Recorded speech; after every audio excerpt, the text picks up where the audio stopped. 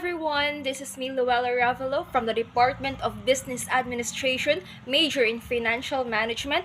I am here to discuss my three articles that I have chosen: the Article 1163, Article 1164, and Article 1165. So, without further ado, let us start.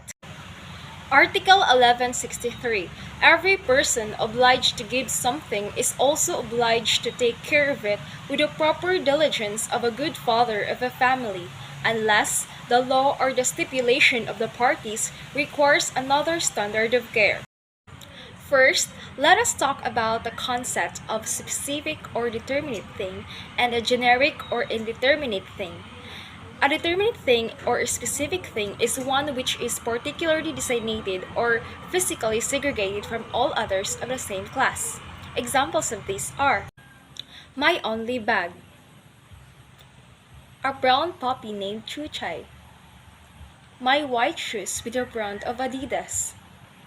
On the other hand, a generic or indeterminate thing is one that refers to a class without being distinguished from others. For example are a white horse, a tricycle, a book,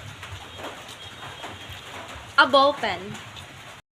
Now here's the concept of a diligence of a good father of a family. This means the diligence of which an ordinary man would exercise with regard to his own property.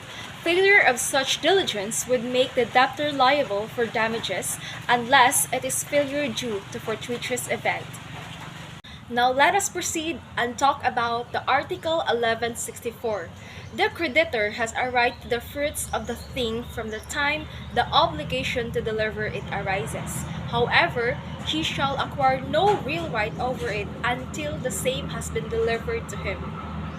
So now, I will give you one example of Article 1164. So as you can see, there is a real right and a personal right. So kindly read na lang. So for example, si seller and si buyer. So the subject of their sale is certain parcel of land na may coconut trees. So si seller sa isa tagkuan na isa ibaliza na land na may zaong pay nag-bear ng mga coconut trees. So now, the date in which the seller should deliver the parcel of land to be, for example, ilasabot is January 1. So, kailangan ko no sa January 1 daw ma-deliver na ang parcel of land or certificate ng land. So, or certificate ng title. So, kailangan daw ma-execute na ang contract. So, ma-deliver na ang title, certificate ng land. So, now, if failed na ma-deliver ang parcel ng land to be in January 1 na ilatag kasabutan, so, moabot na lang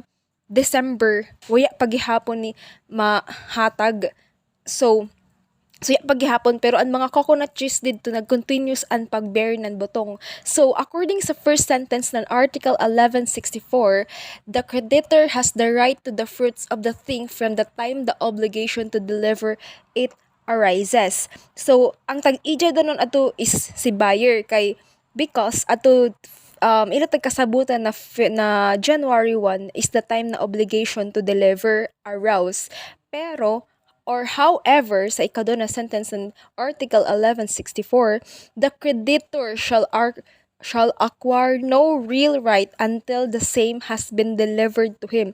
So why the real right si creditor until ma-deliver ang property sa isa? So yay pa daw isa real right. So si buyer or si buyer hantod sa dili pa ma-deliver sa isa pero zay isa personal right siya. So klaro karazo ang difference ng real right sa personal right.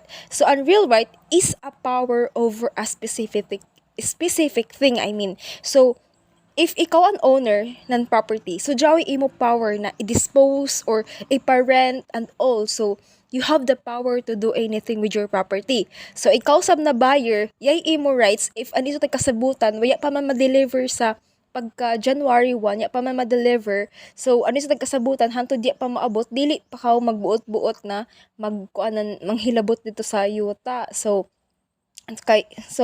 amo adto di pa ka manghilabot. So may imo rights pero zawi imo personal rights. Zay mo personal rights sa isa na magdemand na i-deliver ang title. So here we go now in the Article 1165. When what is to be delivered is a determinate thing, the creditor, in addition to the right granted by him by Article 1170, may compel the debtor to make the delivery. If the thing is indeterminate or generic, he may ask that the obligation be complied with at the expense of the debtor. So here's the three options of creditor. A. Demand specific performance or fulfillment, if it's still possible, of the obligation with a right to indemnity for damages. B. Demand rescission or cancellation in certain cases of the obligation also with a right to recover damages in Article 1170.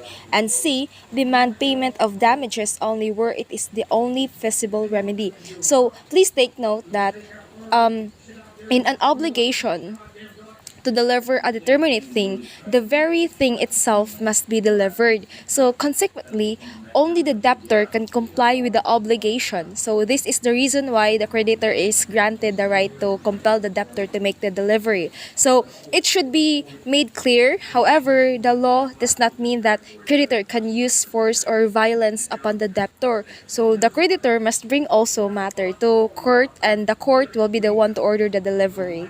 Thank you.